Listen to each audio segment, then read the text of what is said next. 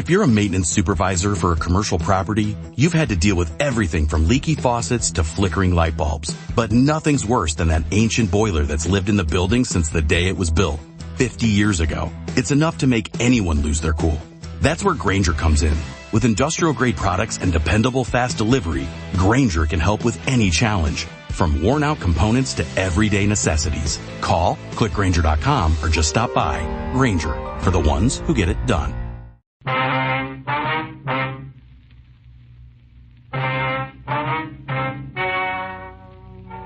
Ladies and gentlemen, the story you are about to hear is true. The names have been changed to protect the innocent. Dragnet.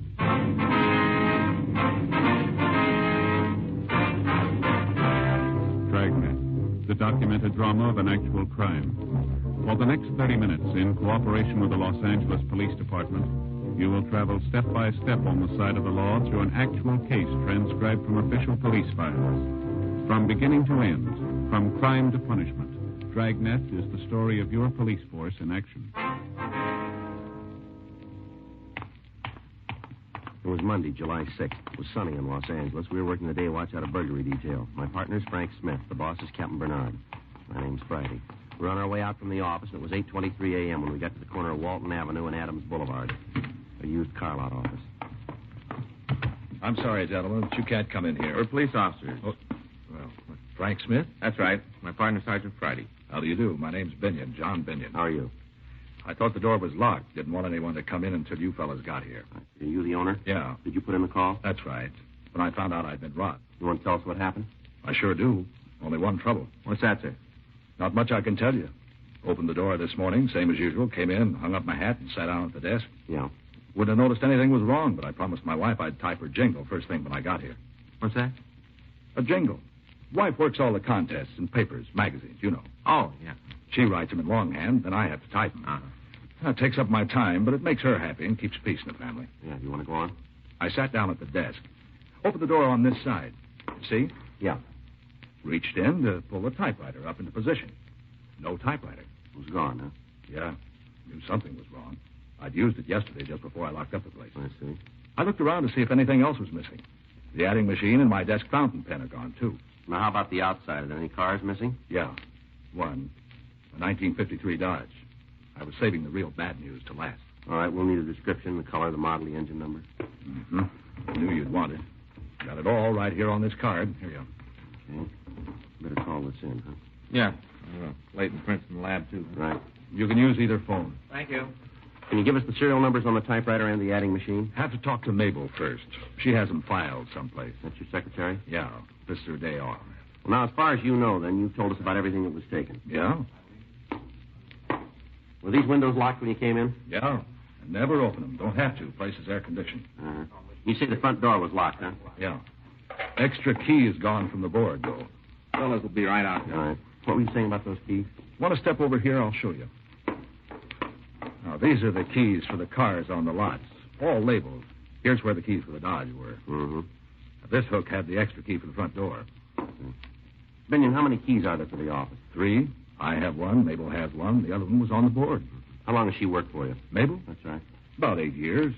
If you think she had anything to do with this, forget it. I'd as soon accuse my own wife. We can understand it, Binion, but we'll have to talk to her. All right. I'll call Mabel and have her come down. We'd appreciate that. I know she didn't have anything to do with this. I'll give you odds on that. Anyway, I've read in the papers recently where there have been other burglaries like this. Yeah. My money says it's somebody with experience. Maybe. You must have some idea who's doing it. Well, we're working on it.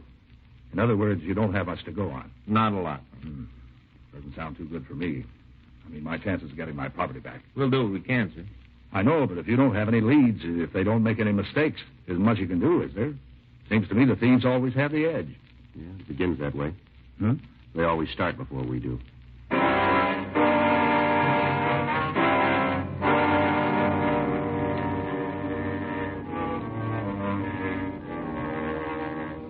Crews from the crime lab and Leighton Prince went over to the office. John Binion's secretary came in, but after questioning her, we decided she had nothing to do with the crime. She went through her desk and told us that a check made out to her employer was missing.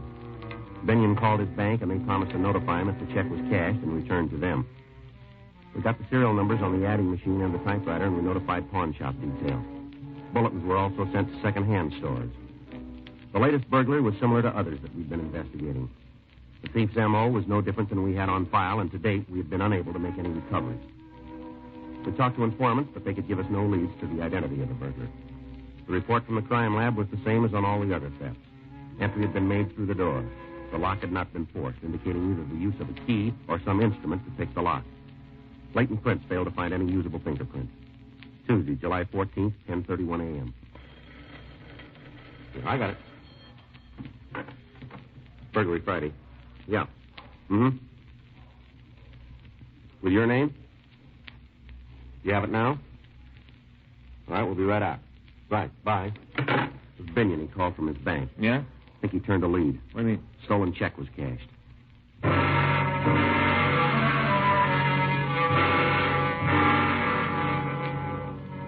When we got to John Binion's office, he showed us the check. We compared the endorsement with his signature, and it proved to be a good forgery. The check had been cashed by a Sylvia Carnes. Frank and I drove to the address. It was a small bookstore at the corner of Citrus Avenue and Hollywood Boulevard. Miss Carnes was shown the check, and we asked if she remembered who'd given it to her. Let me think now.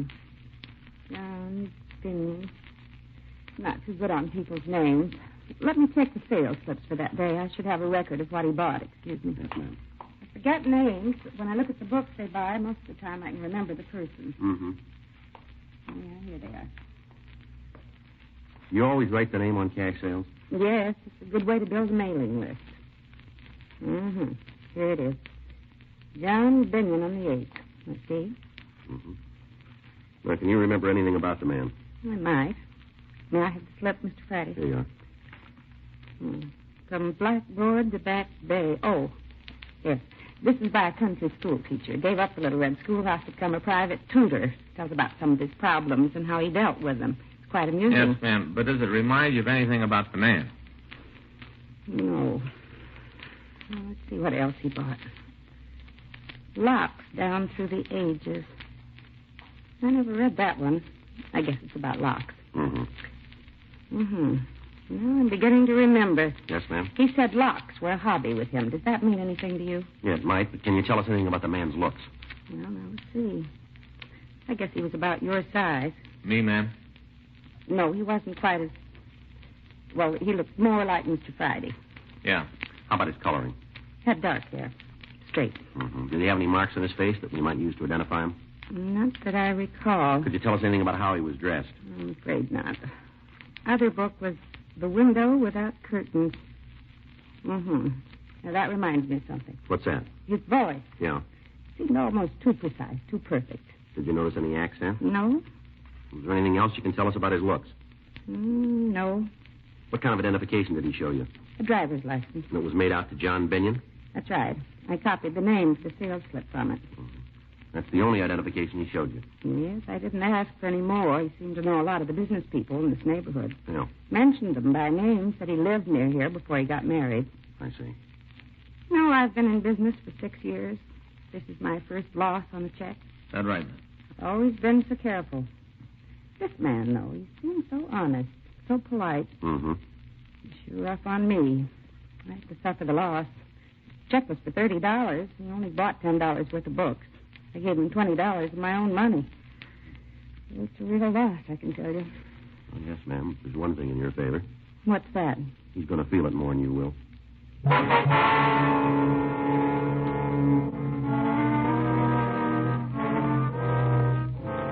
From what Sylvia Carnes told us, we knew that our suspect was also a forgery artist, or he had connections that could furnish him with suitable identification. Assuming the suspect might still live in the neighborhood, we spent the rest of the day questioning people in the area. We failed to come up with any leads. The next day, we started to canvass again.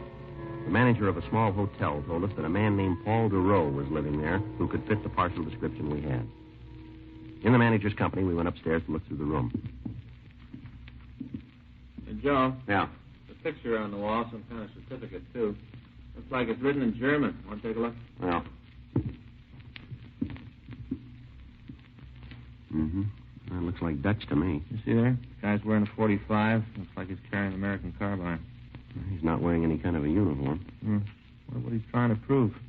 Certificate probably says what it's for, huh? Yeah, maybe. Let's find out if this is DeRoe in this picture here. Mr. Blinker, will you take a look at this and tell us if it's DeRoe? Yeah, sure. What do you say? He's younger here, but I'd say it's him. All right, thank you. Frank? Just a minute, Joe. Better see if Miss Carnes can make an identification from this picture. Yeah, take a look at this. Just turned it. Mm-hmm. Found it up there on the shelf, wrapped in that oilskin tobacco pouch. Yeah. Torsion bars, vibrator, ballpoint pick. It works. Looks like good steel, too, doesn't it? Well, guess we got the right room. Unless they all come with burglar kits.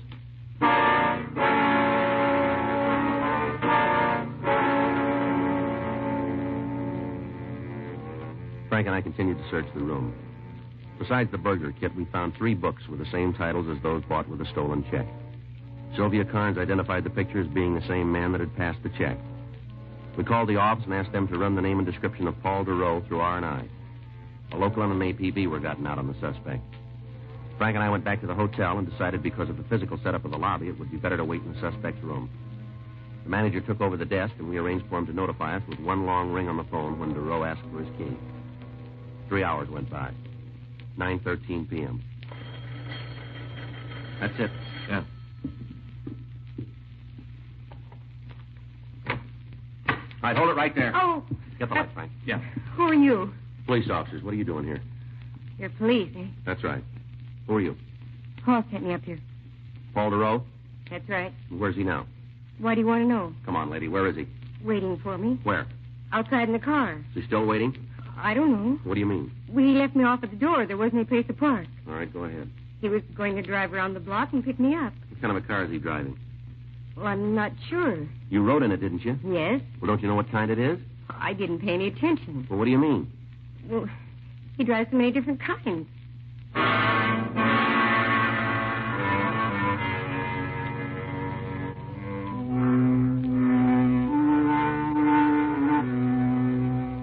We took the girl, Darlene Potter, with us, and we went down to the lobby. She was instructed to go out to the street and meet DeRoe. Frank and I followed her. There was no car waiting outside the hotel. On the chance that he might have parked and was waiting for the girl, Frank went up the street and then crossed to the other side. I walked down the street toward our car. DeRoe failed to show up. We went back to the hotel and asked the manager to call us if the suspect returned, and then we took the girl down to the city hall. During the trip, she maintained she didn't know what make car he was driving. She said he told her that he was an automobile salesman, but he also worked as a private teacher. We ran her name through R&I, but we found no record.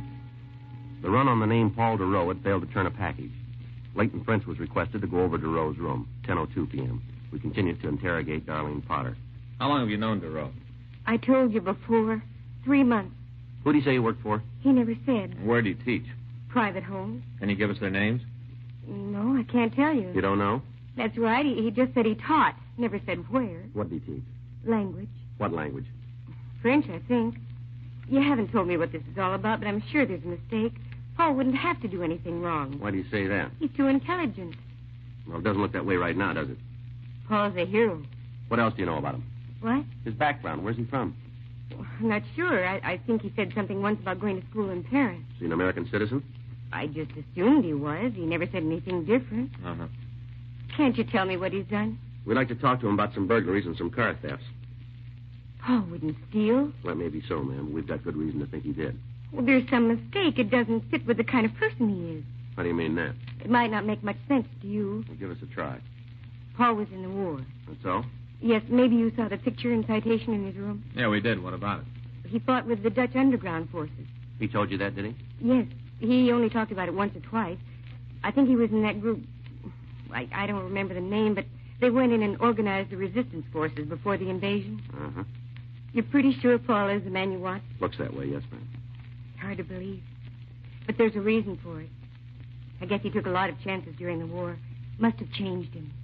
He hasn't changed.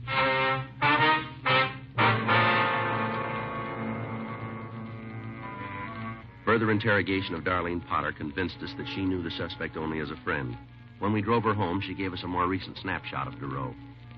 The next day, copies were made and distributed to radio patrol units. Frank and I went back to the hotel to make another check of the room to try and find something that might lead us to any of his friends or associates. We found a list of names and addresses under a desk blotter. The first 4 people that we talked to all told us the same thing. They said that the man known as Paul DeRoe was a private tutor for their children. The only address that any of them had for him was the hotel. At 2 of the homes, we were told he came to teach on Wednesdays. One party said he came on Saturdays, and the other one said he came on Tuesdays. 4:03 p.m. We identified ourselves and were admitted to a home on Chatham Drive by a Mrs. Grace Findlay. Won't you gentlemen be seated? Thank you very much. Oh. What was it you wanted to see me about? Well, Miss Findlay, we'd like you to look at this picture and tell us if you recognize this man. There you are. Certainly. Why, yes, that's Paul Giroux. Wonder if you'd mind telling us what you know about him. Well, I'm not sure I understand just what you mean. Well, is he a friend of the family? Yes, in a way. He's the children's French teacher. Uh-huh. He's not in trouble with the police, is he? We'd like to talk to him. I hope it isn't serious. Well, it might be, Miss Finley. Serious enough to have him put in jail? Might be. Oh, I'm sorry to hear that. He's been so wonderful with the children. Mm-hmm. He's the third teacher we've had. Somehow they never liked the others, but they're just crazy about Paul. You're certain he's done something wrong? We'd like to find him and get his side of the story. Now, do you have a home address for him? Yes. Does he know you're looking for him? We wouldn't know that, ma'am. It's strange. How's that? Well, I was thinking if you're looking for him and he knows it, it's odd he'd call here today. You talked to him today? Yeah. Thursdays he gives the children their instructions. Yes, ma'am. He said he'd be here at 5 o'clock.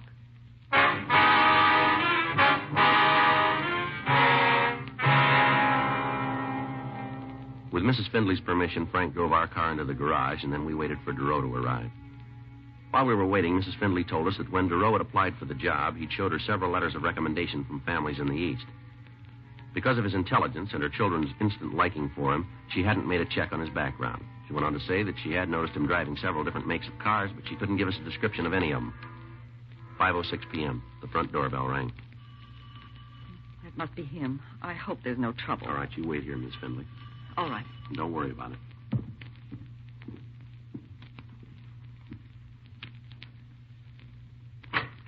I'd hold it right there, Giroux, police officers. This is hardly the reception expected. All right, move over. Put both hands up against the door. Come on, move. We use the same method. Frank?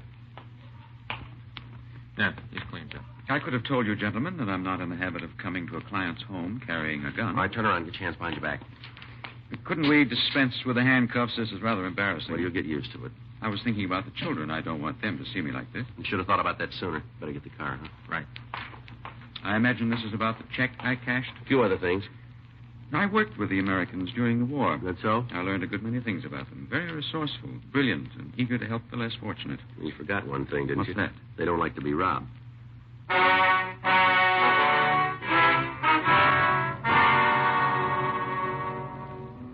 We contacted the office and had them send another team out to pick up the car Giroux had driven and take it down to the police garage.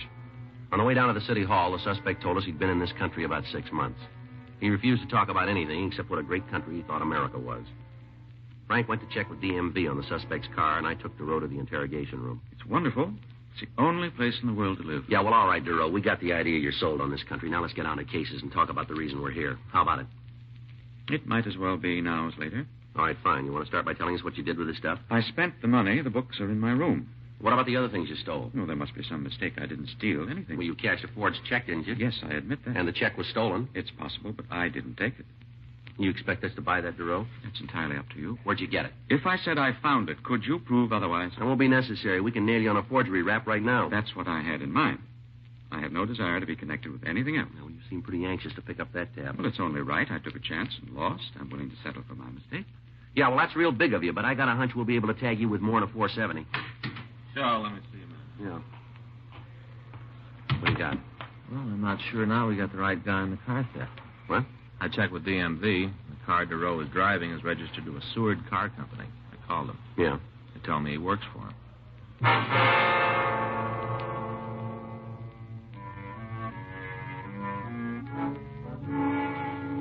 We continued to question Giroux, but he refused to admit any knowledge of the burglaries and the car thefts. He was booked on suspicion of 470 PC and taken to the main jail. The next morning, the owner of the bookstore identified the suspect in a show-up. We questioned him again, but he failed to admit anything but the check forgery. 9:23 a.m. Frank and I returned to the office. You gotta hand it to the guy. He's cool. Yeah, but he's too ready to buy in on that 470. Yeah, I'll check the book. All right. Here's a number for you to call, Joe. Is there any name on it? Yeah, a fellow named Eiler. Give any reason for the call? Nope.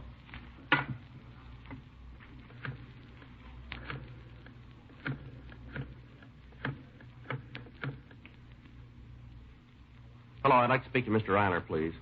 This is Sergeant Friday, Police Department. That's right. I see. All right, sir, we'll be right out. Do you want to give me that address? 347. Right, thank you. Fellow runs a garage, saw the spread on our suspect in the morning paper. Yeah? He says from the description they gave, Duro was in his garage. Uh-huh. Brought a car in to be painted.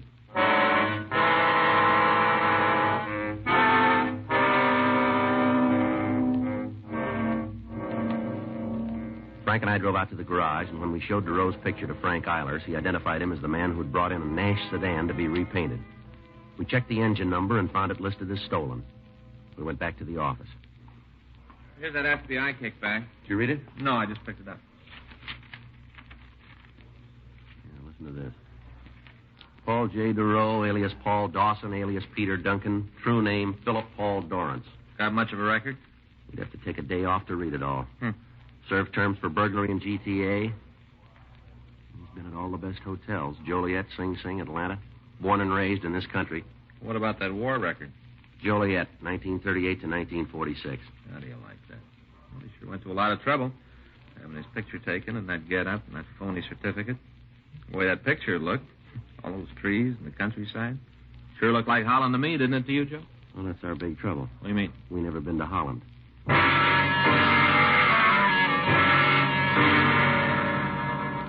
We went back to the main jail and had the suspect brought to the interview room. He still denied any connection with the burglaries and the car thefts. 12:16 p.m. With my war record, I don't have to be subjected to Now, this. look, we got you made on the check, and it won't be hard to prove you stole that car. Your story falls apart like a $4 suit. I have great admiration for the Americans. Yeah, you've been telling us that. I managed to escape situations more difficult than this during the war. I was trained for it. Yeah, you told us. Of course, there was some difference then. We were all on the same side and fighting for the same things. You know you're doing a lot of talking, but you're not saying anything. I'll tell you what you want to know. You do that. Yes, Well, all right, go ahead. I will. But first, I'd like to tell you about the shoes. About what? Shoes. What about it? I fought with the Dutch underground. Now, for a man to fight, two things are important. Is that so? A gun and a good pair of shoes. Mm-hmm. Many of us who wanted to fight had neither. One of your OSS men contacted us and said we would get them. And one night a plane came over and dropped containers by parachute. Yeah. The man kept his promise. We got guns, the fine carbines, and we got shoes. When daylight came, I looked at mine very closely. They had stamped on them, made in America. Yeah, And that's when I made up my mind. you did. Yes, I decided that someday I would come to the United States. Mm-hmm. I knew if I wasn't killed, I'd come here. Yeah, it's a wonderful story, isn't it? Yes, and I regret that I'll lose my chance to become a citizen. They may even deport me for this. No farther than the nearest jail. Now, please don't make light of my predicament. I admit I made this one Oh, mistake. come on, look, settle down, will you? I can buy a better story than yours in any magazine. All right. I didn't want to do this, but I insist that you call the Dutch consul. They never heard of you. Well, there must be a mix-up of some sort. Somebody must know me. Yeah, sure, every prison warden in the United States. You've got a record that'll reach from here to Holland, but that's the closest you ever been. Your real name's Philip Dorrance. The only war you ever fought was in the prison library over the daily papers. You've been in and out of every joint in the country. Now, there's more. Do you want the rest of it? No, I guess that's enough, isn't it? I might as well admit it. I'm a burglar and a car thief. You left one out. What? You're a liar.